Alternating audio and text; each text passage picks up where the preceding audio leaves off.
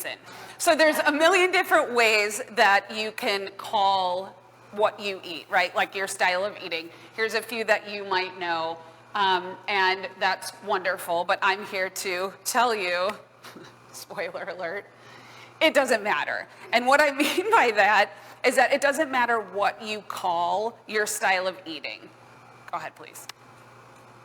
I don't care what you call it, but here's what I do care about. So it doesn't matter if you're vegan or you're gluten-free or you're paleo or you're keto. I mean, to some extent, I don't really care. But what I do care about is the quality of what you're eating. So if you're eating meat, it should be grass-fed, it should be organically fed, it should be pasture-raised. If you're eating fish, it should be wild-caught in clean waters, which I'm here to tell you is getting very difficult to find.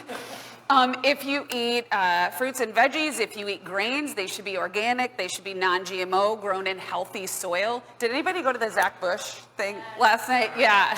So soil, healthy soil. So it's the quality of what you're eating, right? And you might say like, well, that's kind of expensive. And true, it might cost you 50 cents more for an organic cucumber, but let me tell you, if you've priced out 3 weeks in the hospital, it will blow your mind.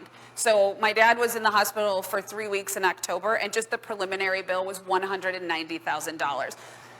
Will insurance cover some of it? Of course, but that's not the end of it. And that's what's all factoring into what I mentioned with like the expenditures of the country. I mean, we're spending like an insane amount of money. So we just need to reprioritize. Let's not wait till we get sick and then have to spend money.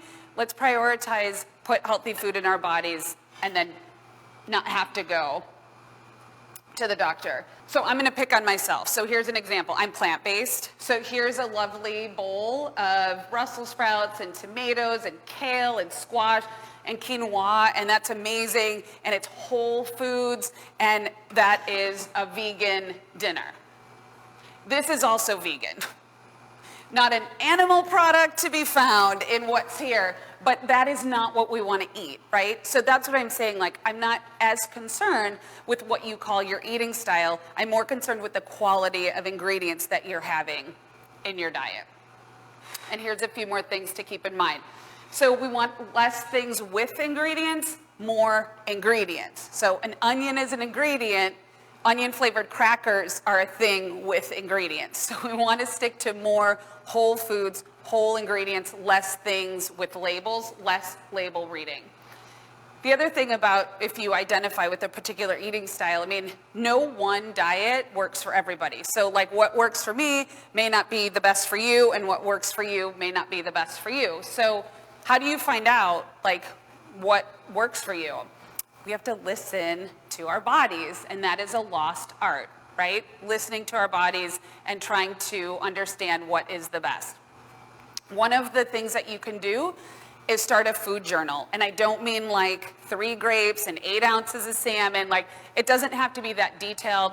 What I'm saying is get a piece of paper, draw a line down the middle, and on one side write what you ate at what time, and on the other side write how you felt. So something like in the morning I had oatmeal and peanut butter and blueberries, and then that day I felt whatever you felt. In addition to considering things like GI distress, because if we eat something that doesn't agree with us pretty quickly, like we can make that connection. But things like how did you sleep? How was your mood that day? Were you able to work out? Did you feel like you needed a nap, at 2 o'clock in the afternoon? Things like that are going to be also as helpful in deciding what you should eat as did my stomach hurt. And the thing about writing it down is that some of these effects don't happen for 12 hours or 24 hours or 48 hours.